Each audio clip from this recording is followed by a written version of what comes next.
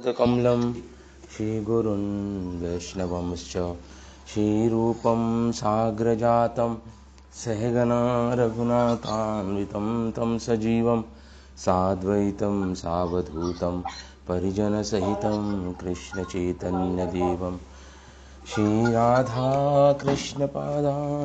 सहगना ललिता श्रीविशाखान्वितंश्च हे कृष्णा करुणा सिन्धो दीनबन्धु जगत्पते गोपीश गोपिकान्त राधाकान्त नमोस्तुते तप्तकाञ्चन गौरांगी राधे वृन्दावनेश्वरी वृषभानुसुते देवी प्रणमामि हरिप्रिये वाञ्छाकल्पतरुभ्यश्च कृपासिन्धुवैव च पतितानं पावनेभ्यो वैष्णवेभ्यो नमो नमः। जय श्री कृष्ण चैतन्य प्रभु नित्यानंद श्री अद्वैत गदाधर श्रीवासादि गौर भक्त वृंद। हरे Krishna Krishna Krishna Hare Hare Hare Ram Ram Ram Hare Hare. So reading from Upadeshamrita श्लोक संख्या 9। आज हम 9वां श्लोक आरंभ कर रहे हैं उपदेशामृत का। तो 8वें श्लोक में हमने पढ़ा कि किस प्रकार श्रील प्रभुपाद अपने तात्पर्य में वही लिख रहे हैं जो हमने अभी तक चर्चा किया 8वें श्लोक में। तन्नाम रूप चरिताधि सुकीर्तनानु स्मृत्यो क्रमेण रसना मनसी नियोज्य तिष्ठन् व्रजे तदनुराग जनानुगामी कालम नयेद अखिलम इति उपदेश सारम। कि हमें भगवान का नाम, भगवान का रूप, भगवान के चरित्र या लीलाएं, उनका सुकीर्तन, जॉयस आनंद पूर्वक कीर्तन करना चाहिए और मन से उनका स्मरण करना चाहिए। क्रमेण रसना, और इस प्रकार अपनी जीवा और अपने मन को भगवान की सेवा में लगाना चाहिए। और कहाँ? तिष्ठन् व्रजे, व्रज में रहकर। अगर फिजिकल नहीं सामर्थ्य है तो कम से कम मनसा अपि, मन से ही वहाँ पे रहना चाहिए, वृंदावन धाम में रहना चाहिए। तद अनुरागी, और वृंदावन धाम में रहकर जो व्रजवासी जन हैं, जिनका भाव व्रजवासियों का है, उनके पद चिन्हों पे चलना, उनका अनुगमन करना हर समय। कालम नयेद अखिलम, यही सारे उपदेशों का सार है। रूप गोस्वामी इस बात को कह रहे हैं अपने 8वें श्लोक में। तो यहाँ पे श्रील प्रभुपाद अपने तात्पर्य में इस श्लोक में मोटे मोटे मैं पॉइंट्स बता देता हूँ कि मन से भी भगवान का स्मरण करना है, क्योंकि मन ही है जिसमें अनेक जन्मों के संस्कार हमारे रहते हैं। अनेक जन्मों के संस्कार इस मन के अंदर ही रहते हैं। तो मन को भगवान में लगाना अति आवश्यक है। केवल अपनी इंद्रियों को नहीं, अपने मन को भी लगाना ही बहुत ज्यादा अति आवश्यक है, क्योंकि मन ही कारण है अगले जन्म, अगला शरीर धारण करने का। मन ही कारण है। बिंदु उपनिषद में आता है, मन एव ही मोक्ष, मन से ही मोक्ष मिलता है, मन से ही बंधन होता है। मन से ही मोक्ष मिलता है और मन से ही बंधन होता है। इसलिए मृत्यु के समय मन में जो विचार आ रहे हैं, जो वासनाएं तृष्णाएं हैं, उसके अनुसार हमें एक और पुनः शरीर प्राप्त होता है। तो इसलिए श्रील प्रभुपाद अपने तात्पर्य में लिख रहे हैं कि मन को कृष्ण में लगाना बहुत ही अति आवश्यक है। वो जब ही लगेगा, मृत्यु के समय तो विशेष था, लेकिन वो जब ही लगेगा जब अपना पूरा जीवन हम कृष्ण का चिंतन इतना करेंगे कि हमारे मन में पूर्ण रूप से कृष्णमय हो जाए। हमारा मन, हमारी बुद्धि, हमारा मन, हमारी इंद्रियां कृष्ण सेवा भावना भावित हो जाए पूर्ण रूप से। तो तभी ही ये श्रील प्रभुपाद अपने तात्पर्य में लिख रहे हैं। तो इसलिए श्रील प्रभुपाद कोट कर रहे हैं श्रील रूप गोस्वामी को भक्ति रसमृत सिंधु का एक श्लोक, कृष्णम स्मरणम जन्म चास्य प्रेष्टम निज समहितम। हमें कृष्ण का स्मरण करना चाहिए, और केवल कृष्ण का नहीं, उनके शुद्ध भक्तों का भी। प्रेष्ठम, जो कृष्ण प्रेष्ठ है, मुकुंद प्रेष्ठ है, मतलब भगवान के शुद्ध भक्तों का भी स्मरण करना चाहिए इस मन से।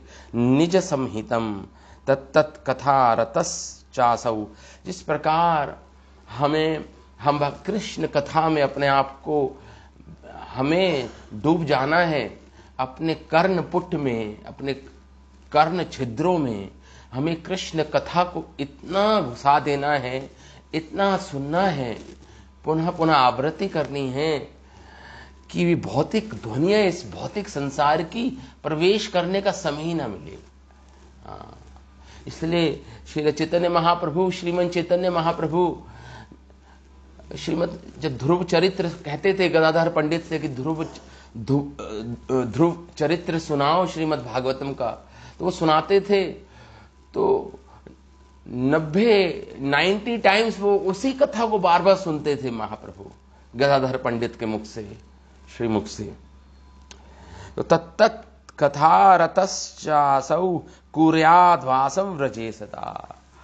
सामर्थ्य है तो फिजिकली हमें रहना चाहिए वृंदावन धाम में, अगर नहीं है तो कम से कम मन से तो रहना ही चाहिए ब्रज में, और ब्रजवासियों के भाव को अपनाना चाहिए। इस प्रकार साधना साधक रूप में होती है और सिद्ध रूप में होती है। हमने डिस्कस किया था, इसे सिद्ध प्रणाली बोलते हैं। बाह्य रूप से साधक बने रहना और आंतरिक रूप से सिद्ध की अवस्था से में रहना, और भगवान राधा कृष्ण का अष्टकालीय लीला, अष्ट नियम, जो 8 प्रहर होते हैं उसमें कौन कौन सी लीलाएं, उसका स्मरण करना, इसको बोलते हैं रागानुगा भक्ति। इसे बोलते हैं रागानुगा भक्ति, और ये व्रज भाव में होती है रागानुगा भक्ति। तो हमने यही चर्चा की थी, यही श्रील प्रभुपाद अपने तात्पर्य में बोल रहे हैं। तो आज से 9वां श्लोक हम आरंभ करते हैं। हम इसको रिसाइट करते हैं, सबसे पहले इसका पठन करते हैं, और उसके बाद हम इसकी चर्चा करेंगे 9वें श्लोक की आज, है ना। तो पढ़ते हैं। वैकुंठा जनितो वरा मधुपुरी तत्रापि रासोत्सवात् वृन्दारण्यमुदारवापाणिरमणात् तत्रापि गोवर्धना राधाकुण्डमिहापि गोकुलपते प्रेमामृताप्तापि वनात् कुर्यादस्य विराजतो गिरितटे सेवां विवेकिनः कः। तो ये श्लोक 9वां श्लोक है जिसको हमने भी पढ़ा, दोबारा पढ़ते हैं। कृष्ण वैकुंठा जनितो वरा मधुपुरी तत्रापि रासोत्सवात् वृन्दारण्यमुदारपाणिरमणात् तत्रापि गोवर्धना राधाकुण्डमिहापि गोकुलपते प्रेमामृताप्लवमानात् कुर्यादस्य विराजतो गिरितटे सेवां विवेकिनः कः। तो इस श्लोक में श्रील राधा रमन गोस्वामी, जो राधा गोविंद मंदिर के पुरोहित थे, वह लिखते हैं तत्रा पूर्वम, पहले वाले श्लोक में तत्रा पूर्वम यत व्रजा एव तिष्ठन्। तो पहले वाले श्लोक में बोला था 8वें श्लोक में रूप गोस्वामी ने कि व्रज में रहना चाहिए, व्रज में रहने की हम व्रज में रहने का आदेश दिया था। तत्रा पूर्वम यत व्रजा एव तिष्ठ इति उक्त्वा तथापि कुत्र। अब इस श्लोक में बोल रहे हैं कि वृंदावन में कहां रहना है, इति अह वैकुंठाद, वैकुंठाद इति। तो यहां पे इस श्लोक में बोल रहे हैं, जो 9वां श्लोक है, एग्जैक्टली कहां रहना है ब्रज में, पिन पॉइंट कर रहे हैं, कह रहे हैं वैकुंठ में रहना है, वैकुंठ में रहना है। श्लोक में बोल रहे हैं वैकुंठादिति, वैकुंठ में रहना है, इस प्रकार बोल रहे हैं राधा रमन गोस्वामी पाद। तो इस श्लोक का हम अन्वय करते हैं। अन्वय तो जनिता, जनिता मतलब भगवान का जन्म जिस स्थान पर हुआ, मतलब मथुरा में, तो कह रहे वैकुंठाद जनितो वरा, वैकुंठ से भी वर है, मतलब ज्यादा क्या है, महत्वपूर्ण है, या ज्यादा बड़ी जगह है, या ज्यादा महिमापूर्ण जगह है। कौन सी? मथुरा। वैकुंठ से भी ऊंचा है मथुरा। लिखा है वैकुंठात, वैकुंठ से भी श्रेष्ठ है। जनितो वरा, वरिष्ठ है क्या? जनितो, जनितो मतलब जहां भगवान ने जन्म लिया, मतलब मथुरा मंडल जहां भगवान ने जन्म लिया वो वैकुंठ से ज्यादा श्रेष्ठ है, रूप गोस्वामी कह रहे हैं। जनितो वरा, और मधुपुरी, मथुरा को मधुपुरी भी बोला है, मधुपुरी के नाम से बोला है। और कह रहे हैं मधुपुरी तत्रापि रासोत्सवात, और मथुरा से भी श्रेष्ठ है वृंदावन धाम, जहां पे भगवान ने महारास किया था, रासोत्सवात, उत्सव मनाया था, रास उत्सव मनाया था वहां पे भगवान ने गोपियों के साथ, व्रजांगनाओं के साथ, श्रीमती राधा रानी के साथ जहां महारास किया था, वो वृंदावन धाम मथुरा से ज्यादा श्रेष्ठ है, ऐसा बोल रहे हैं रूप गोस्वामी। मधुपुरी तत्रापि रासोत्सवात वृंदारण्यम, वृंदारण्यम वृंदावन धाम, अरण्य मतलब जंगल, वृंदावन धाम की बात कर रहे हैं यहाँ पे रूप गोस्वामी। तो वृंदावन धाम तो वैकुंठ से श्रेष्ठ है मथुरा, जहां भगवान ने जन्म लिया था, जनितो। और मथुरा से श्रेष्ठ है वृंदावन धाम, जहां पे भगवान ने महारास किया था। वृंदारण्य मुदार पाणि रमना तत्रापि गोवर्धना, और वृंदारण्यम उदार पाणि रमनाथ, और वृंदावन से भी श्रेष्ठ कौन सा धाम है? वृंदावन से भी श्रेष्ठ है तत्रापि गोवर्धना, गोवर्धन श्रेष्ठ है। क्यों?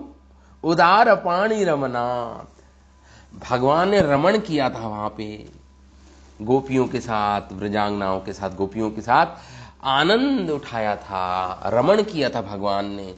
वो भगवान, और मुक्त उदार पाणी, पाणी मतलब होता हस्त, हाथ, उदार मतलब उदारता से सबको प्रेम बांटा और खुद प्रेम का आस्वादन किया भगवान ने, बड़े उदार रूप में।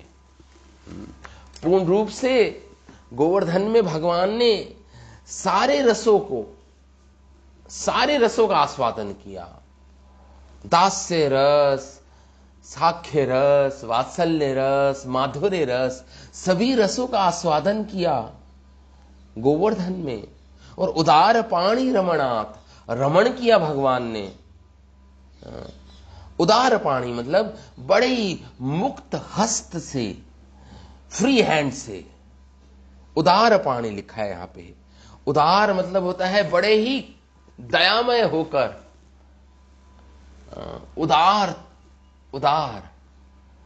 पाणी मतलब मुक्त हस्त से भगवान ने सबको प्रेम बांटा और सबका प्रेम स्वीकारा भगवान कृष्ण ने।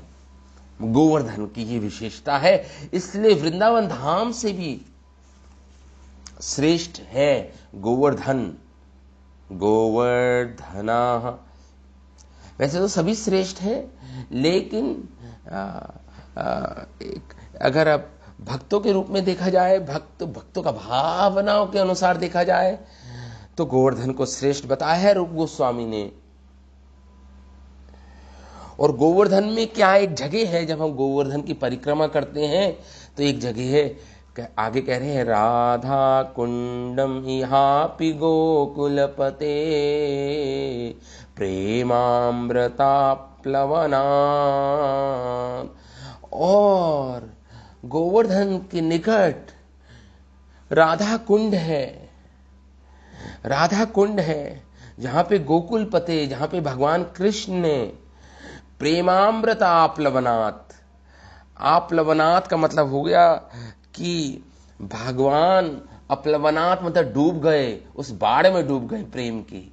श्रीमती राधा कुंड में, श्रीमती राधा रानी के प्रेम में जहां भगवान डूब गए। या दूसरा अर्थ हो सकता है राधा रानी को डुबा दिया अपने प्रेम में, यह भी अर्थ हो सकता है।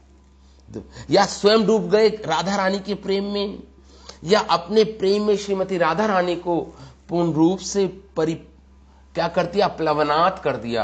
अप्लवनात् मतलब भिगो दिया, डुबा दिया श्रीमती राधा रानी को, या स्वयं डूब गए राधा रानी के प्रेम में। दोनों ही अर्थ हो सकते हैं। राधा कुंडमिहापि गोकुलपते प्रेमामृत आप्लवानात् कुर्यादस्य विराजितो गिरितटे। कुर्याद मतलब कौन ऐसा बुद्धिमान व्यक्ति होगा, या किसके अंदर इतनी बुद्धि नहीं होगी को कुर्यादस्य विराजित, वो विराजित हो जाए। वो कौन ऐसा बुद्धिमान व्यक्ति होगा जो नहीं रहेगा राधा कुंड के निकट। कुर्यादस्य विराजितो गिरितटे सेवां विवेकी न कहा। अरे कौन ऐसा विवेकी, कौन इसके अंदर इतना विवेक भी नहीं होगा, कौन ऐसा व्यक्ति होगा जो नहीं रहेगा कहां पे, गिरि तटे। कहां गिरि तट पे, राधा कुंड के निकट। कौन ऐसा व्यक्ति होगा जो नहीं रहेगा, कौन ऐसा विवेकी जन होगा, कौन ऐसा बुद्धिमान जन होगा जो इस ऐसे स्थान पे नहीं रहेगा जो सर्वोत्कृष्ट है, सर्वश्रेष्ठ है, सर्वोत्तम है, जो श्रीमती राधा रानी के प्रेम का प्रतिरूप है। कौन ऐसी जगह नहीं रहेगा, या कौन ऐसी जगह नहीं जाएगा। इस प्रकार रूप गोस्वामी 9वां श्लोक में बोल रहे हैं।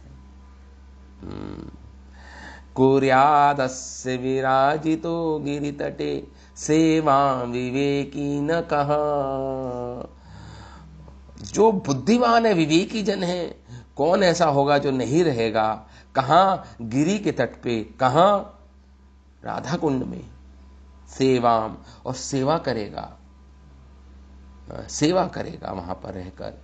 कौन ऐसा है, तो इसका अन्वय है जनितः मतलब भगवान का जन्म, मधुपुरी मथुरा मंडल में भगवान का जन्म हुआ। वराह, वराह मतलब सुपीरियर है, श्रेष्ठ है। किससे, वैकुंठात, वैकुंठ से श्रेष्ठ है। अपि तत्रा वृंदा, और उससे भी, और ऐसे मथुरा मंडल से भी, अपि तत्रा, तत्रा मतलब मथुरा मंडल से भी श्रेष्ठ है। वृंदारण्यम, वो ज्यादा श्रेष्ठ है। वृंदारण्यम वो ज्यादा श्रेष्ठ है। और कह रहे हैं कि हाँ, तो रासोत्सव, रासो क्यों, क्योंकि वहां पे रास उत्सव हुआ था, रासोत्सव हुआ था, उत्सव मनाया था भगवान ने वृंदावन में। अपि इसलिए तत्रा गोवर्धन, अपि मतलब उससे भी ज्यादा श्रेष्ठ, वृंदावन से जहां भगवान ने रासोत्सव किया था। तत्रा गोवर्धना, तत्रा उस वृंदावन से भी ज्यादा श्रेष्ठ है गोवर्धना। क्यों, उदार पाणी रमणात्, भगवान ने आनंद पूर्वक अनेक लीलाएं की गोवर्धन में। किन भगवान ने, उदार पाणी, बड़े उदारता के साथ, broad, with broad mindedness, with broad hands, मतलब बड़े हाथों के साथ, हाथ से युक्त होकर बड़े हाथ हो गए भगवान के। इसका कहने का अर्थ यह है कि बड़े हाथों से भगवान ने गोवर्धन को भी उठाया था, यह भी एक अर्थ हो सकता है। रमण किया था गोवर्धन को उठा के अपने अपने पानी, अपने हस्त कमलों से भगवान ने गोवर्धन गिरी गोवर्धन जी को उठाया था। इहापि कह रहे इहापि उससे भी ज्यादा श्रेष्ठ राधा कुंडम प्रेमामृताप्लवना। राधा कुंडम उससे भी ज्यादा श्रेष्ठ है। क्योंकि वो प्रेम में भगवान डूबे थे। वो जो कुंड है वो कुंड स्वयं राधा रानी का प्रेम है।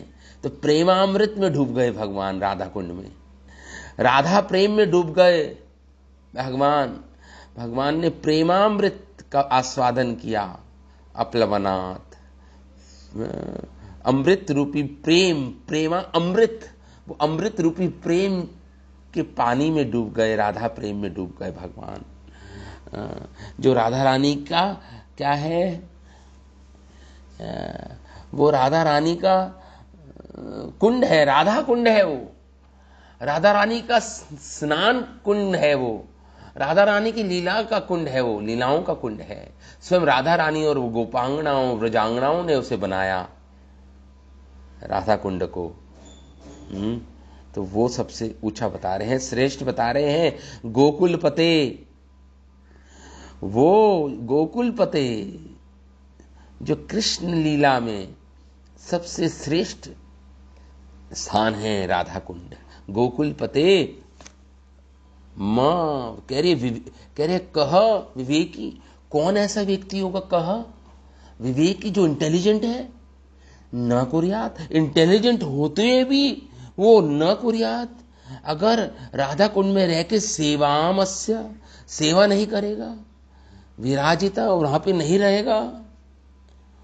कहां? गिरि तटे, on the foot hills of Govardhan, foot hills of Govardhan, Govardhan के तट पे जहां राधा कुंड स्थित है, वहां पे कौन ऐसा विवेकी जन है जो नहीं रहेगा। इस प्रकार ये 9वां श्लोक है श्रील रूप गोस्वामी पाद का। तो अब हम पढ़ते हैं हमारे आचार्य जन क्या बोल रहे हैं। कह रहे हैं राधा रमन गोस्वामी क्या कह रहे हैं इस श्लोक के विषय में। कह रहे हैं जनिता श्री कृष्ण अवतारणात् देहतो वैकुंठात् साक्षात मधुपुरी वरा मथुरा मंडलम उत्कृष्टम। मथुरा मंडल उत्कृष्ट है। क्यों? वैकुंठ से भी उत्कृष्ट है मथुरा मंडल। क्यों? जनिता श्री कृष्ण अवतारणात्, भगवान कृष्ण ने अवतार लिया, वहां पे जन्म लिया। जनिता श्री कृष्ण अवतारणात् देतो वैकुंठ साक्षात मधुपुरी, इसलिए वैकुंठ से भी श्रेष्ठ हो गया मधुपुरी या मथुरा मंडल जिसे बोलते हैं। मथुरा मंडल मधुपुरी वराह मथुरा मंडलम उत्कृष्टम, इसलिए वैकुंठ से भी उत्कृष्ट बताया है मथुरा मंडल को। मथुरा मंडल को आगे कह रहे हैं राधा रमन गोस्वामी पाद, तत्रापि रासोत्सवात वृंदारण्यम, और जहां उससे भी ज्यादा श्रेष्ठ है जहां भगवान ने रासोत्सव किया था वृंदावन में। तत्रापि उदार पाणी श्री व्रजराज कुमार, जो व्रजराज कुमार थे वहां से भी जहां रासोत्सव किया था उससे भी श्रेष्ठ। तत्रापि उदार पाणी, जहां भगवान ने बड़ी उदारता के साथ वो भगवान व्रजराज कुमार जो नंद बाबा के पुत्र हैं, व्रजराज कुमार ब्रज के राजा हैं, उसके पुत्र व्रजराज कुमारस्य रमणात् क्रीड़ा, प्राचुर मात्रा में उन्होंने क्रीड़ा की, आनंद उठाया। कहां? यत्वा श्री कृष्ण से उदार पाणी रमणात् क्रीड़या धृता श्री गोवर्धना, जहां भगवान ने अपने बड़े हस्त कमलों से गोवर्धन को धारण किया 7 दिन 7 रात। 7 वर्ष की आयु में भगवान ने क्रीड़या की, और विशेषतः धृताश्री गोवर्धना धारण किया अपने हस्त कमलों में, उदार पाण में। क्या? गोवर्धन जी को धारण किया भगवान ने। तो इस प्रकार राधा रमन गोस्वामी कह रहे हैं। और एक और कह रहे हैं कि एक और इंटरप्रिटेशन हो सकती है क्यों भगवान ने गोवर्धन को उठाया, या भगवान ने प्रेम प्रेम प्रेम पूर्ण लीलाएं की किस अपने लिबरल हैंड से। लिबरल हैंड होता है मुक्त हस्त से, बड़े उदारता के साथ वो नंद बाबा के पुत्र भगवान श्री कृष्ण ने बड़े ही मुक्त हस्त से और बड़े हाथों से वहां पे प्रेम को बांटा, प्रेम को स्वीकारा, ब्रजवासियों के प्रेम को बांटा और स्वीकारा। ये इसलिए उदार पाणी बोला गया है भगवान को, उदार पाणी। तो जैसे होता है ना, जैसे उदार, जैसे पाणी ग्रह होता है, जब विवाह होता है किसी से तो पाणी ग्रह बोलते हैं। पाणी ग्रह मतलब होता है विवाह जब होता है मैरिज में, तो हाथों में हाथ देते हैं। इसी प्रकार भगवान ने जैसे पाणी ग्रह में अपना हाथ देते हैं, भगवान ने ये उदार पाणी जब शब्द आया है यहाँ पे श्लोक में, रूप गोस्वामी पाद लिख रहे हैं उदार पाणी। श्री व्रजराज कुमार ने प्रेम में या विवाह में अपना हाथ दिया गोपियों को, ब्रजांगनाओं को, श्रीमती राधा रानी को। इसलिए कह रहे हैं यहाँ पे श्री राधा कुंडम तत्र हेतु गोकुल इति आदि गोकुल पथे श्री गोकुलेन्द्रस्य यत श्री राधा विषयकम प्रेमामृतम। और उससे भी, गोवर्धन से भी श्रेष्ठ राधा कुंड। क्यों? क्योंकि वहां पे भगवान कृष्ण का के हृदय में जो प्रेम विराजता है राधा रानी के प्रति, गोकुलेन्द्रस्य यत श्री राधा विषयकम, जो राधा विषय प्रेम है भगवान के हृदय में, जो भगवान के हृदय में राधा रानी के प्रति जो प्रेम विराजता है, प्रेमामृतम, जो प्रेम का अमृत है,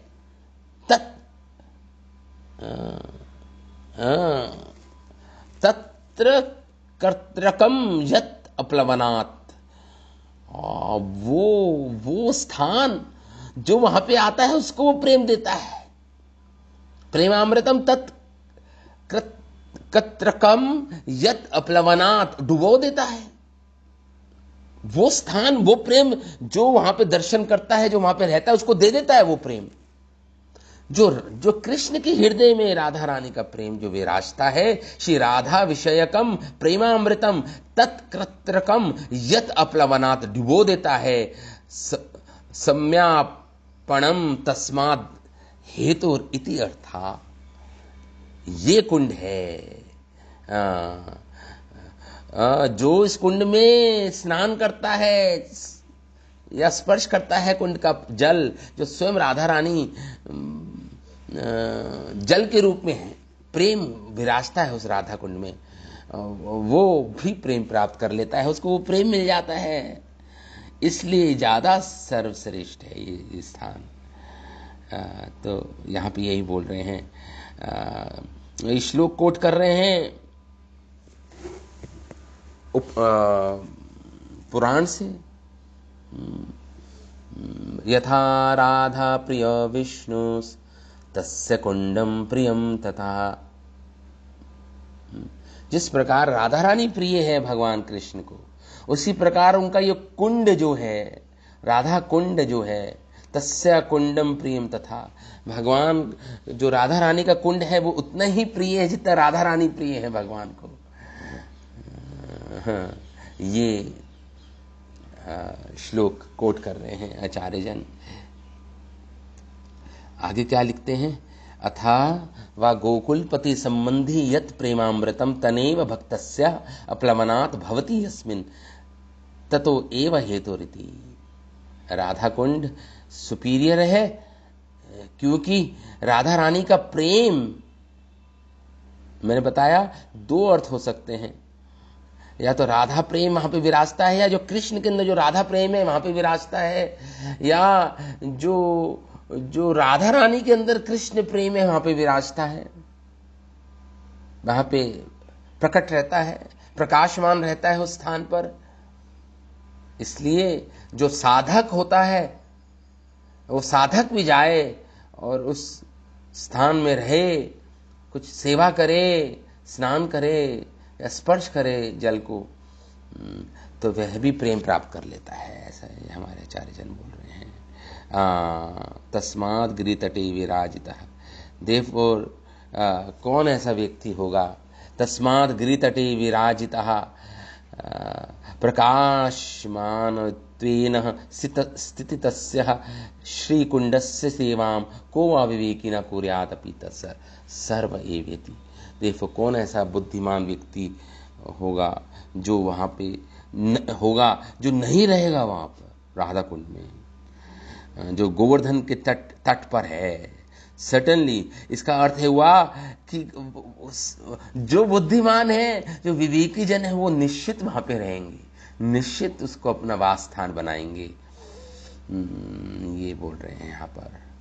तो यथोत्तरम हेतु प्रकाशात तत्तत् स्थानस्य चिद रूपादि आवेश, कह रहे ठीक है, हमने कहा श्रेष्ठ है, हमने कहा कि मथुरा वैकुंठ से श्रेष्ठ है, मथुरा मंडल से श्रेष्ठ है वृंदावन से श्रेष्ठ है गोवर्धन, और गोवर्धन से भी श्रेष्ठ जो गोवर्धन के तट पे श्री राधा कुंड है विरासता है, वो श्रेष्ठ है। लेकिन आचार्य जन बोल रहे हैं लेकिन सब में एक समानता है, श्रेष्ठता है, हेरारकी है, तारतम्य है, लेकिन समानता क्या है, सब में क्या समानता है, स्थानस्य चित रूपादि अविशेष स्वरूप शक्ति स्वाभाविका।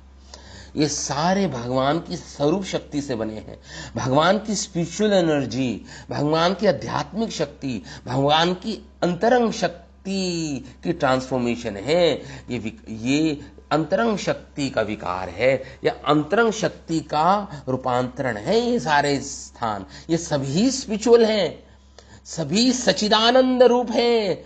स्थानश्चिदाचिद रूपादि अविशेष अपि स्वरूप शक्ति स्वाभाविका वैचित्री, सब में सब ही स्वरूप शक्ति से बने हैं।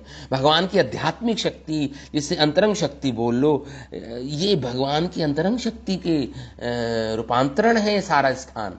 ऐसा नहीं कह सकते कि ये कोई भौतिक है, नहीं, सभी ही स्पिरिचुअल है, सभी सचिदानंदमय हैं, सभी भगवान की स्वरूप शक्ति का रूपांतरण है वास, और सब वैचित्री वासाद एवं श्रेष्ठम इति भावा।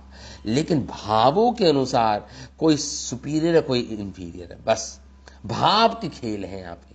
सभी आध्यात्मिक है, सभी धाम है, सभी सचिदानंदमय हैं, सभी आध्यात्मिक हैं, लेकिन फिर भी हम क्यों कह रहे हैं श्रेष्ठ? रूप गोस्वामी श्लोक में केवल मूड का फर्क है, श्रेष्ठम इति भावा, भावों का फर्क है, बस अंतर आता है भाव में, भाव कृष्ण प्रेम भाव का अंतर है, बाकी तो सभी ही इक्वल लेवल पे हैं। लेकिन बस हम सुपीरियर श्रेष्ठ इसलिए बोल रहे हैं क्योंकि भाव भाव भाव अलग अलग हैं, भाव सुपीरियर और इंफीरियर हैं। भाव प्रेम भाव जिसे बोलते हैं, तो इसलिए बोल रहे हैं वैचित्री वसाद एवं श्रेष्ठम इति भावा, भाव के अनुसार श्रेष्ठ हैं। हमारे श्रीला भक्तिविनोद ठाकुर ने भी सेम ही इंटरप्रिटेशन दी है जो श्री राधा रमन गोस्वामी ने दी है। बस कुछ इंपॉर्टेंट पॉइंट्स लिख दिए बीच में जो इंपॉर्टेंट है, कुछ एडिशन किया श्रीला भक्तिविनोद ठाकुर महाराज ने। एडिशन क्या क्या किया? भजन, श्रीला भक्तिविनोद ठाकुर लिख रहे हैं भजन स्थान मध्य श्री राधा कुंडम सर्वश्रेष्ठ। सारे भजन स्थानों में से मध्य तो राधा कुंड श्रेष्ठ है। यहाँ नवम श्लोका प्रदर्शिता हैला, यहाँ पे भगवान ने ये नौवा जो श्लोक है, नवम श्लोक है, रूप गोस्वामी ने इसी को प्रकाशित किया कि सारे भजन स्थान हैं, लेकिन सबसे सर्वश्रेष्ठ भजन स्थान राधा कुंड है, राधा कुंड है। तथा स्थूल देह व लिंग देह निरंतर वास, तो या तो अपने फिजिकली वहां पे प्रेजेंट हो जाओ, या लिंग देह मतलब मन से बुद्धि से वहां पे उपस्थित रहना चाहिए, राधा कुंड में वास करना चाहिए। तथापि स्थूल देह या लिंग देह निरंतर वास करतः पूर्व उक्ता भजन प्रणाली आलंबन करीबेना। हमने भजन प्रणाली को डिस्कस किया था लास्ट श्लोक में। जो भजन प्रणाली होती है, मैंने बताया था सिद्ध रूप होता है हमारा, सिद्ध ध्येय होता है, गुरु देता है भजन प्रणाली। लेकिन जब तक हमारा अनर्थ निवृत्ति पूर्ण न हो जाए, जब तक भजन प्रणाली हम नहीं स्वीकारते, भजन जो सिद्ध प्रणाली होती है, सिद्ध प्रणाली, ये प्रणाली जो होती है, ये हम जब भी स्वीकारते हैं जब पूर्ण रूप से कोई शुद्ध हो जाता है ना, जब भजन करते करते शुद्ध हो जाता है, उसी समय गुरु उसको ये भजन प्रणाली देते हैं, सिद्ध प्रणाली देते हैं। तो लेकिन यहाँ पे भक्तिविनोद ठाकुर तो कह रहे हैं भजन प्रणाली आलंबन, उसका सहारा लेते हुए सिद्ध प्रणाली जो उसके गुरु ने दिए है, उसका आलंबन, उसका सहारा लेते हुए वहाँ पे रहना चाहिए। और भगवान राधा कृष्ण की नित्य सेवा में संलग्न रहना चाहिए। नित्य सेवा में भजन प्रणाली आलंबनम करीबेणा करना चाहिए। इस प्रकार भक्तिविनोद ठाकुर महाराज इस प्रकार यहाँ पे लिख रहे हैं, one should follow the methods of bhajan pranali. तो ये ही बोल रहे हैं भक्तिविनोद ठाकुर। आगे श्रील भक्तिविनोद ठाकुर लिखते हैं कि भजन तो और आगे लिखते हैं श्रील भक्ति सिद्धांत सरस्वती ठाकुर क्या लिखते हैं। श्रील भक्ति सिद्धांत सरस्वती ठाकुर इस श्लोक पर लिखते हैं कि श्री महाप्रभु, इनका भी सेम ही इंटरप्रिटेशन है, एक्सप्लेनिंग जो कर रहे हैं, जो एक्सप्लेन कर रहे हैं श्रील भक्ति सिद्धांत सरस्वती ठाकुर इस श्लोक को, समानता है, लेकिन कुछ इंपॉर्टेंट पॉइंट्स और बोल रहे हैं। कह रहे श्री महाप्रभुरा नितांत अंतरंग भक्त श्री रूप गोस्वामी प्रभु श्री गौर हरीर हृदय सर्वोत्तम भाव राधा कुंड सेवके इति परम प्रकाष्ट सेवा रूपे उपदेश दियाछेन।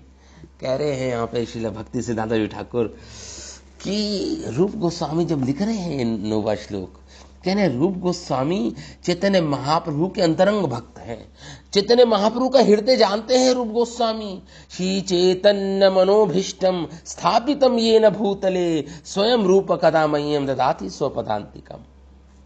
हम मंगलाचरण श्लोक में ये श्लोक गाते हैं ना कि चैतन्य महाप्रभु के हृदय को जानते हैं रूप गोस्वामी, और इसी प्रकार चैतन्य महाप्रभु रूप गोस्वामी के हृदय को जानते हैं। दोनों एक दूसरे के हृदय से परिचित हैं।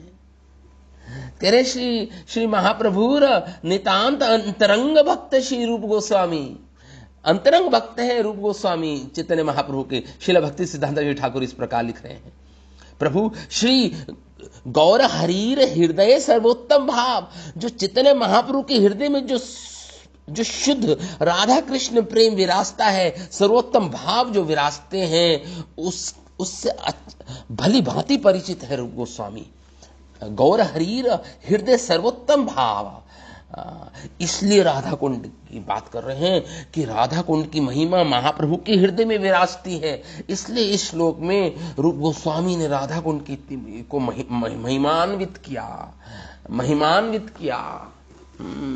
भाव राधा कुंड सेवकी परम प्रकाष्ट, इसलिए इसको परम प्रकाष्ट, परम श्रेष्ठ माना। सेवा रूपे उपदेश दिया छेन, और यहाँ पे राधा कुंड में विराज कर सेवा करना राधा कृष्ण की, इसको सबसे सर्वश्रेष्ठ माना, क्योंकि वो महाप्रभु के हृदय को जानते हैं।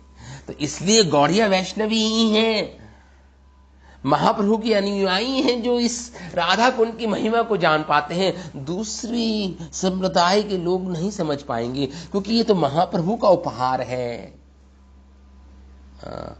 महाप्रभु ने दिया ये उपहार, तो राधा कुंड की श्रेष्ठा, राधा रानी की प्रेम। यदि गौरा न होई तो काबे दे होई तो किमुने धरी ताम दे, राधार महिमा प्रेम रस सीमा जगत जानत के। अगर महाप्रभु नहीं आए होते तो राधा रानी की प्रेम की सीमा क्या है, हम राधा रानी की प्रेम की सीमा को नहीं समझ पाते। ये जगत राधा रानी के प्रेम से अपरिचित रह जाता अगर महाप्रभु नहीं आते। और उसी प्रकार इस राधा कुंड की महिमा से भी अपरिचित रह जाता है ये जगत। ये महाप्रभु ने ही राधा कुंड को खोजा, महाप्रभु ने ही जीर्णोद्धार किया राधा कुंड का। तो महाप्रभु के जो अनुयायी हैं वही वही समझ पाएंगे। उनको उनके पास ही विशेषता है कि वो राधा कुंड की महिमा को समझ पाए। केवल गौर हरि महाप्रभु के जो अनुयायी जन हैं, गौड़िया वैष्णव जो है, वही इतने सौभाग्यशाली हैं कि वो राधा रानी की प्रेम की महिमा और राधा कुंड की प्रेम की महिमा को समझ पाए। कहने का अर्थ ये है, शिला भक्ति सिद्धांत सरस्वती ठाकुर महाराज का कहने का अर्थ ये है, वही समझ पाएंगे प्रेम की महिमा को, राधा रानी की प्रेम की महिमा को।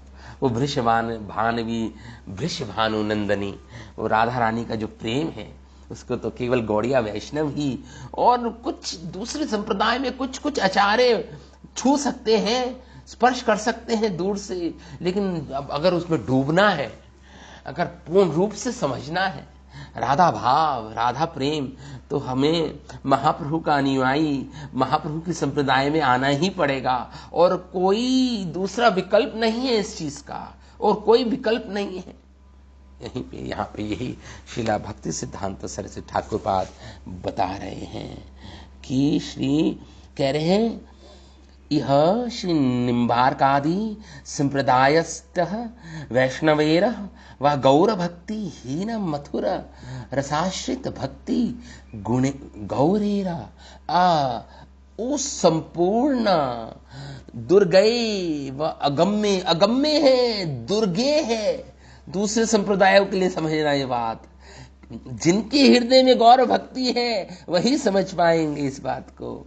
गौर भक्ति हीन, जो गौर भक्ति के हीन है, जो डिवॉइड है, जिनके हृदय में गौर भक्ति नहीं विराजती, जितने महाप्रभु का प्रेम नहीं विराजता जिनके हृदय में, वह मधुर रसाश्रित भक्त गौरेरा, वो जब तक मधुर रस से आश्रय नहीं लेंगे महाप्रभु के मत का, संपूर्ण दुर्गे, क्योंकि ये जो राधा कुंड की महिमा है, राधा रानी की प्रेम की महिमा है, ये अति दुर्गे है, दुष्प्रजम, मतलब बहुत ही मुश्किल है समझना, बहुत ही गोपनीय है शास्त्रों में भी।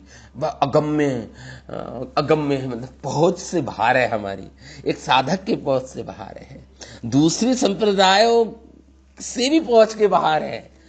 निमार्क आदि संप्रदायस्थ वैष्णवेरा व गौर भक्तिहीन, अगर गौर भक्ति के हीन है, नहीं है हृदय में गौर भक्ति, यदा यदा गौर पादारविंद, प्रबोधानंद सरस्वती बोल रहे हैं, यदा यदा गौर पादारविंदे विंदेत भक्तिम कृत पुण्य राशि,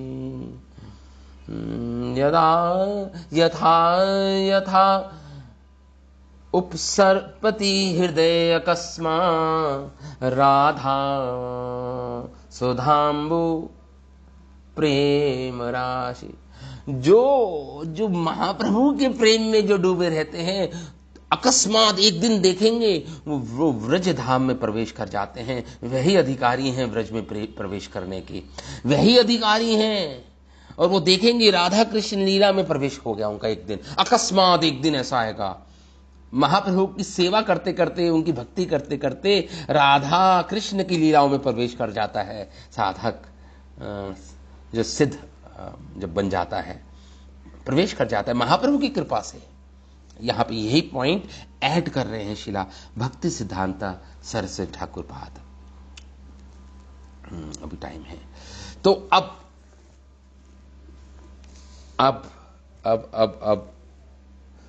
वैकुंठ की चर्चा होगी। वैकुंठ के बारे में जब यहां पे कह रहे हैं कि मथुरा वैकुंठ से भी ऊंचा है, तो जब हम सुनते हैं गौड़िया वैष्णव, अरे वैकुंठ तो कुछ भी नहीं है, अरे नहीं नहीं नहीं भैया, वैकुंठ अगर जा सकते हो, वैकुंठ की अभिलाषा है तो होनी चाहिए। वैकुंठ बहुत ही उच्च स्थान है। पहले वैकुंठ की महिमा को समझ लीजिए, फिर आप समझ पाएंगे रूप गोस्वामी इस श्लोक में क्या बोल रहे हैं। वैकुंठ की महिमा को तो एक श्रील सनातन गोस्वामी प्रभुपाद बता रहे हैं। ये प्रभुपाद शब्द एक टाइटल है। इसको सबसे पहले रूप गोस्वामी ने किसको दिया था? श्रीला सनातन गोस्वामी को ये टाइटल दिया था प्रभुपाद। उसके बाद हमारे संप्रदाय में ये शब्द आया। श्रीला भक्ति सिद्धांत सरस्वती ठाकुर श्रीला प्रभुपाद, श्रीला भक्ति वेदांत स्वामी श्रीला प्रभुपाद। ये प्रभुपाद शब्द सबसे पहले रूप गोस्वामी ने इसको प्रयुक्त किया था, इसको श्रीला सनातन गोस्वामी के प्रति बोला था उनको। ये तो श्रीला सनातन गोस्वामी पाद ने एक ग्रंथ लिखा, उसका नाम है बृहत भागवतामृतम, श्री बृहत भागवतामृतम। इसमें उन्होंने बताया कि एक साधक था, उसका नाम था गोप कुमार। गोप कुमार एक साधक था, बालक था, एक एडोलेसेंट एज का। गोप कुमार उसका नाम था। उसने गुरु से दीक्षा ली। उसके गुरु का नाम था जयंत। अपने गुरु जयंत से उसने दीक्षा ली और वो वैकुंठ में तक, मतलब अब वो उसने यात्रा की। वैकुंठ के बाद वो और भी सारे धामों में घूमा।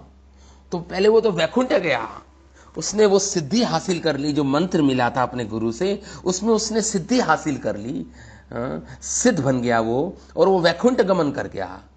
अब वो वैकुंठ में गया तो उसने क्या देखा, उसने अब वो डिस्क्राइब श्रीला सनातन गोस्वामी अपने ग्रंथ बृहत भागवतामृतम में इसको डिस्क्राइब कर रहे हैं। गोप कुमार ने क्या क्या अनुभव किया।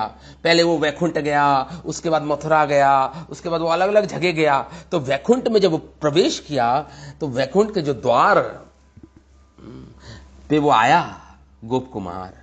वो गोप कुमार जब वैकुंठ के द्वार पे आया तो क्या देखा उसने, बता रहे हैं यहाँ पे बृहत भागवतामृतम में।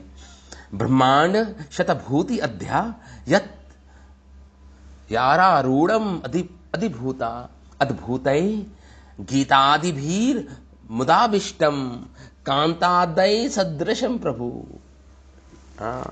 उसने वैकुंठवासी देखे। अभी तो अंदर भी नहीं गया, द्वार पे ही देखे उसने। द्वार पर जो द्वार थे, वैकुंठ का जो द्वार था, वहां पे उसने क्या देखा? उसने देखा वैकुंठवासी जो हैं वो आरूढ़ हैं। आरूढ़ मतलब चढ़े हुए हैं। किस पे? विमानों पे चढ़े हुए हैं और घूम रहे हैं इधर उधर विमानों पे चढ़कर। ब्रह्मांड शतभूति अधि, वो विमानों पे चढ़े हुए हैं और एक एक विमान में इतनी संपदा है, इतनी संपदा है, इतना ऐश्वर्य है एक एक विमान जिसपे वो चढ़े हुए हैं कि अनंत ब्रह्मांड में भी इतने शतभूति अध्या, अनंत ब्रह्मांड में भी इतनी ऐश्वर्य, इतनी संपदा नहीं होगी जो एक एक विमान पर इतनी संपदा है, इतना ऐश्वर्य है। ये देखा उसने गोप कुमार ने वैकुंठ में। यत् सत याना आरूढ़म अद्भुत ऐश्वर्य देखा एक एक विमान का उसने, जो हजारों ब्रह्मांड से भी ज्यादा ऐश्वर्य है एक एक विमान पर। और क्या कर रहे हैं वो? गीतादि भीर, वो गाना गा रहे हैं वो वैकुंठवासी, और सुन रहे हैं गाना। वहां पे गाना चलता रहता है, हर शब्द एक गाना है। Every word is a song, every step is a dance. छंदों के उपनिषद कहता है, छंदों को उपनिषद कहता है। हर एक कदम वहां पर नृत्य है, हर एक शब्द वहां पे ध्वनि गीत है। वो ऐसा वो वैकुंठ धाम है। गीतादि भीर मुदाविष्टम, मुदा है, सब आनंद से परिपूर्ण है, आविष्ट है उस आनंद में सबके सब वैकुंठवासी। गीतादि भीर, बृहत भागवतामृतम का श्लोक है ये, श्रील रूप गोस्वामी लिख रहे हैं इसको। तो और वहां पे क्या है? कांतादय सदृशम प्रभु। और जो भी वैकुंठवासी हैं सबने, सबका सौंदर्य सब भगवान विष्णु जैसे हैं। सबका सौंदर्य, सब चतुर्भुज हैं, सब चतुर्भुज हैं। और सबने जो आभूषण पहन रखे हैं वैकुंठवासी के, वो भगवान विष्णु जैसे हैं। और जिनको सारूप्य मुक्ति मिली है, 5 प्रकार की मुक्ति होती है, उसमें एक मुक्ति होती है सारूप्य मुक्ति, जिसमें एग्जैक्टली भगवान जैसा स्वरूप मिलता है, पूरा रेप्लिका होता है वो, जो जिनको सारूप्य मुक्ति मिली है, उन वो चतुर्भुज रूप में सेम उनका कांतादय सदृशम प्रभु, भगवान विष्णु जैसा उनका, नारायण जैसा उनकी कांति है, धे तेजस्वमान है, और आभूषण पहन रखे हैं बड़े ही सुंदर, और चतुर्भुज रूप धारण कर रखा है उन्होंने भी। ये सब देखा गोप कुमार ने, ये सब देखा। अभी तो द्वार के अंदर प्रवेश भी नहीं किया था, द्वार जब खुले हैं तो केवल एक झांकी मिली है उसको, केवल एक झांकियां मिली वैकुंठ धाम की, केवल झांकियां मिली। तो उस समय गोप कुमार ने इस प्रकार एक्सप्लेन किया अपने झांकियों की को, जो देखा उसने, कांतादय सदृशम प्रभु, वो सब भगवान विष्णु जैसे ही थे। और क्या क्या देखा उसने, और क्या क्या देखा गोप कुमार ने, उन्होंने देखा सबकी अपना अपना रूप, कह रहे हैं अपना अपना रूप बदल रहे थे सब, कोई भी रूप ले सकते थे, कोई भी रूप ले सकते थे,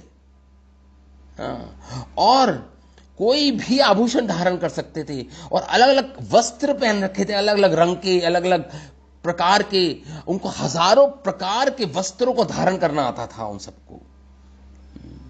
वेरियस अप्रोप्रिएट ऑर्नामेंट्स थे सबके पास, और सबकी जो रूप था वो अनिर्वचनीय था, वचन से नहीं इसको हम एक्सप्लेन कर सकते, शब्दों में नहीं पिरो जा सकता, ऐसा उनका रूप था सबका। और वो रूप बदल भी सकते थे, लीलाओं के अनुसार, जैसी लीला चल रही है उसके अनुसार वो रूप बदल भी सकते थे। देखिए, दो लीलाएं भगवान की वैकुंठ में नहीं होती, एक तो जन्म लीला नहीं होती भगवान की वैकुंठ में, और दूसरा असुरों के वध की लीला नहीं होती वैकुंठ में। ये दो लीलाएं नहीं होती वैकुंठ में, ये याद रख लीजिएगा आप। भगवान की जन्म लीला नहीं होती वैकुंठ में, और असुर वध जो होता है वो लीला भी वैकुंठ में नहीं होती। लेकिन फिर भी उन्होंने क्या देखा, उन्होंने देखा किसी ने तो मनुष्य रूप धारण कर रखा है, किसी ने बंदर का रूप धारण कर रखा है, किसी ने देवी देवताओं का रूप धारण कर रखा है, किसी ने असुरों का, राक्षसों का रूप धारण कर रखा है। क्यों? केवल वहां पे जो लीलाएं होती है ना, वहां पे तो असुरवध लीला नहीं होती, लेकिन फिर भी नाटक तो होते हैं। नाटक में वो असुर बना कोई वैकुंठवासी, तो इसलिए उन्होंने देखा गोप कुमार ने कोई असुर बना हुआ है, राक्षस बना हुआ है, उसने वो कपड़े पहन रखे हैं, वैसा उसका रूप है। जो मन में आए वैसा रूप धारण कर लेते हैं वैकुंठवासी। कईयों के 3 आंखें हैं, कईयों के 4 हाथ हैं, कईयों के 8 हाथ हैं, कईयों के हजारों मुख हैं। ये सारे, मैं बृहद भागवत अमृतम से बोल रहा हूं, ये सारे श्लोक जो गोप कुमार जो वर्णन कर रहे हैं, जिसे श्रील सनातन गोस्वामी वर्णन कर रहे हैं अपने ग्रंथ में, वो वर्णन कर रहे हैं यहाँ पे वर्णन हो रहा है। तो इस प्रकार उन्होंने वैकुंठ जनों को इस प्रकार देखा। हाँ, और उसके बाद उसको ऐसे ऐसे रूप देखे, ऐसा ऐसा भाव, उनका स्वभाव देखा जिसको शब्दों में, जिसे हम इस संसार, जिसकी कोई तुलना अतुलनीय है, जिसकी कोई तुलना इस भौतिक संसार के मैटेरियल ऑब्जेक्ट्स, भौतिक जड़ वस्तु से नहीं कर सकते उसकी तुलना। हम कहते हैं कि भगवान का मुख कमल है, हस्त कमल, चरण कमल है, कमल से तुलना करते हैं भगवान के मुख की, लेकिन एक्चुअली ये ठीक नहीं है, क्योंकि कमल में इतने सामर्थ्य कहां कि भगवान के मुख, भगवान के हस्त, भगवान के पाद को वर्णन कर पाए। लेकिन ठीक है, क्योंकि हमें कमल ही मिलता है भौतिक संसार में, हमारी कंडीशनिंग है, हम मायाबद्ध जीव हैं, और माया में रह के हमें तो इस संसार की ही वस्तुओं से हम तुलना करेंगे भगवान के धाम की, भगवान की। तो क्या करें, हमारे पास और कोई विकल्प भी तो नहीं है, विकल्प भी तो नहीं है। तो यहाँ पे ये बोल रहे हैं।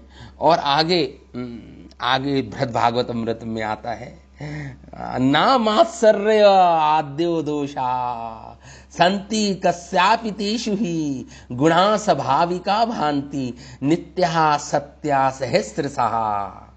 बृहद भागवत अमृत में गोप कुमार कहते हैं देखा उन्होंने ना मात्सर्य, एक दूसरे से किसी को कंपटीशन नहीं है, एक दूसरे से द्वेष नहीं है।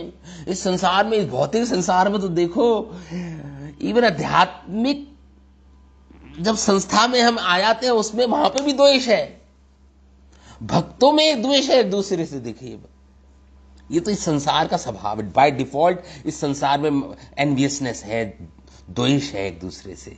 लेकिन भगवान का धाम ऐसा नहीं है। ना मात्सर्य आदि दोषा, वहां पे मात्सर्य और आदि आदि दोष विराजते ही नहीं। क्यों? क्योंकि स्वरूप शक्ति से बना है सब।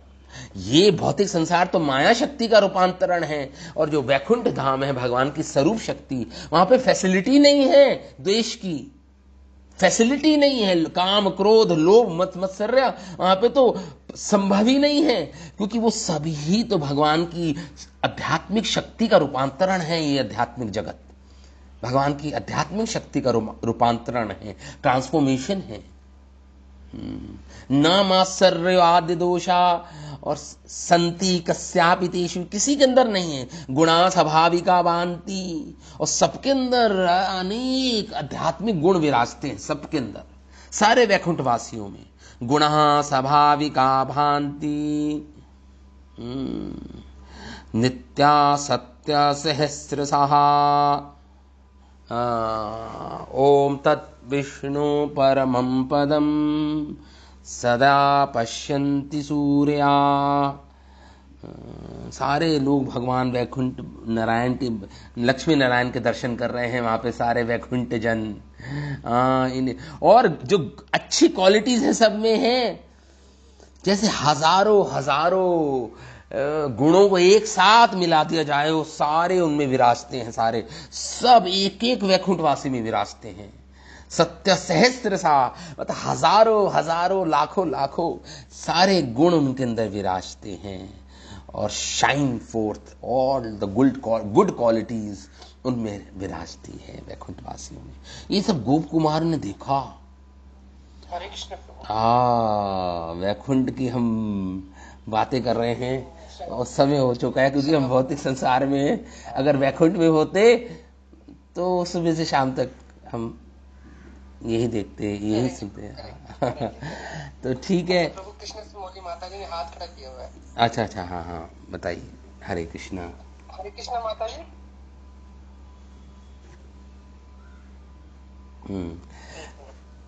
मैं म्यूट करता हूँ, नहीं हो पाएगा। चलिए कोई बात नहीं, कोई बात नहीं, ठीक है। तो हम आज यहीं पे इस कथा को विराम देते हैं। और उन्होंने अनेक अनेक अनेक डिवाइन ऑब्जेक्ट्स देखे वहाँ पर, सारे अनेक डिफरेंट ऑब्जेक्ट्स देखे उन्होंने, लेकिन किसी में हास नहीं है। इस संसार में 6 विकार आते हैं, वहां पे 6 विकार नहीं है वैकुंठ में, आध्यात्मिक जगत में नहीं है वो विकार। 6 विकार कौन कौन से मैं आपको बता देता हूं, बस मैं फिर यहाँ पे अंत करूंगा इस आज की क्लास का। 6 विकार हैं। जायते, जन्म होता है हर वस्तु का इस संसार में। जायते मतलब जन्म होता है इस संसार में हर वस्तु का। आसीत, कुछ समय वो ठहरती है वस्तु, आसीत। तीसरा वर्धते, उस वस्तु का वर्धन होता है। ये विकार, 6 विकार, 6 विकार केवल भौतिक संसार में होते हैं, आध्यात्मिक जगत में नहीं होते। तो जायते, आसीत, वर्धते, वर्धन होता है। विप्रणते, रूपांतरण होता है, ट्रांसफॉर्मेशन होता है, बदलाव होता है उस वस्तु में, उसे विप्रणते बोलते हैं, विप्रणते। और फिर अविपक्षते, ड्विंडलिंग मतलब नीचे जाता है वो, फिर अब उसका नष्ट होना शुरू हो जाता है, उसे अविपक्षते बोलते हैं। और फाइनली नश्यति, नष्ट हो जाती है वो वस्तु। 6 विकार मैंने बताए, जायते, आसीत, वर्धते, विप्रणते, अविपक्षते और फिर नश्यति। ये 6 प्रकार के विकार आध्यात्मिक जगत में नहीं मिले गोप कुमार को। ये तो केवल इसी संसार में, इसी भौतिक संसार के विकार है 6। जन्म लेना, कुछ समय तक ठहरना, बढ़ना, और उसके बाद बदलाव आना, उसके बाद नीचे जाना, नष्ट होना, और फिर नश्यति, फाइनली नष्ट हो जाता है, पूर्ण रूप से नष्ट हो जाता है वो भौतिक वस्तु। या हमारे शरीर जो भी हैं, हमारे शरीर भी वही है, भौतिक ही हैं, लेकिन आध्यात्मिक जगत में ऐसा नहीं है। इन 6 विकारों से मुक्त है आध्यात्मिक जगत। यतो वाचो निवर्तन्ते अप्राप्य मनसा सहा। उपनिषद कहते हैं यतो वाचो निवर्तन्ते, जहां तक वाणी नहीं पहुंच सकती, वाणी नहीं एक्सप्लेन कर सकती उसको, वाणी उसको वर्णन नहीं कर सकती, यतो वाचो निवर्तन्ते, वापिस आ जाती है भौतिक ध्वनियां, अप्राप्य, और नहीं प्राप्त कर पाती वैकुंठ को। आपका मन, आपका लॉजिक, आपके कितने बड़े लॉजिशियन क्यों ना हो आप, आपकी बुद्धि, आपका मन नहीं पकड़ पाएगा वैकुंठ को, क्योंकि इस मन से परे है, बुद्धि से परे है, वो आध्यात्मिक जगत है, वो भगवान के अंतरंग शक्ति का रूपांतरण है। आप पकड़ नहीं पाओगे उसको भौतिक शक्ति से, भौतिक इंद्रियों से, भौतिक मन से, भौतिक बुद्धियों से, बुद्धि से आप नहीं पकड़ सकता कोई भी। इस प्रकार 6 विकारों से मुक्त है, ये याद रखिएगा वैकुंठ जगत। शिला रूप गोस्वामी पाद की जय, उपदेशामृत ग्रंथ की जय, शिला प्रभुपाद की जय, अनंत कोटि वैष्णव वृंद की जय, उपस्थित सभी वैष्णवों की जय। निताय गौर प्रेमानंदे, हरि हरि बोल।